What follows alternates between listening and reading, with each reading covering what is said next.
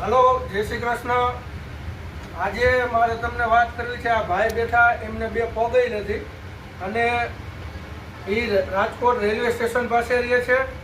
એને એની બંને દીકરીઓ સાવ નિરાધાર છે. એના પપ્પા સાચવે છે, એના મમ્મી ગુજરી ગયા છે. તો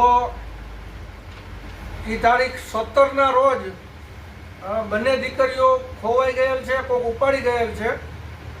તો રેલવે સ્ટેશને આપણું અનક્ષેત્ર ચાલે છે, ત્યાં બંને દીકરીઓ જમવા આવતી અને એના પપ્પાનું પણ જમવાનું લઈ જતી. આપણે એને કપડાં દેતા, ચપ્પલ દેતા, બધું આપણે એને સાચવતા.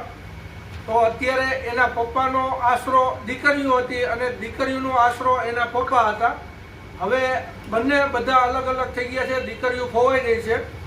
આ એમના પપ્પા છે, આ ભાઈ છે, એમનું સામે રેસ્ટોરન્ટ છે, એમાં પોતે ભાઈ નોકરી કરે છે અને પોતે પણ ખૂબ અમને સહયોગ કરે છે, ગોતવામાં, દીકરીઓને ગોતવામાં સહયોગ કરે છે.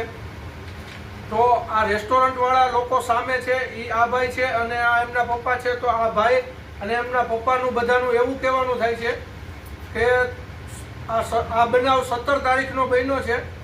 એની પહેલાં 2-3 દિવસ કોઈ બે મહિલા આવેલી હતી, કોઈ બે બહેનો આવેલી હતી અને એ એમની દીકરીઓને ઉપાડી ગયેલ છે. તો હવે એમનું કહેવાનું એમ થાય છે, ક્યાં છે? તમને કેવું લાગે છે કે દીકરીઓ ક્યાં હશે? એને એવી ક્ષમતા છે કે સુરત આસપાસ એ બે બહેનો ઉપાડી ગઈ છે. તો મારી મીડિયાવાળા ભાઈઓને અને પોલીસ તંત્રને એવી અપીલ છે કે આમાં પૂરેપૂરો સહયોગ આપશો જ અને આપો જ છો બધાને. તો પોલીસ તંત્રને અને મીડિયાવાળા ભાઈઓને આ ભાઈની દીકરીઓ મળી જાય એવું આપણે બધા સાથે મળી અને કાર્ય કરી અને દીકરીઓ પાછી સારી રીતે એમના પપ્પા પાસે આવી જાય અને એમની જિંદગી જીવે. કારણ કે એના પપ્પાને બંને પગ છે પણ સાવ કમરથી ખોટા થઈ ગયા છે, એટલે એમના પપ્પા હાલી ચાલી શકતા જ નથી જરા પણ. એટલે પોતે ફૂટપારી ઉપર રહેતા હતા 3 જણા, 2 દીકરીઓ એમના પપ્પા.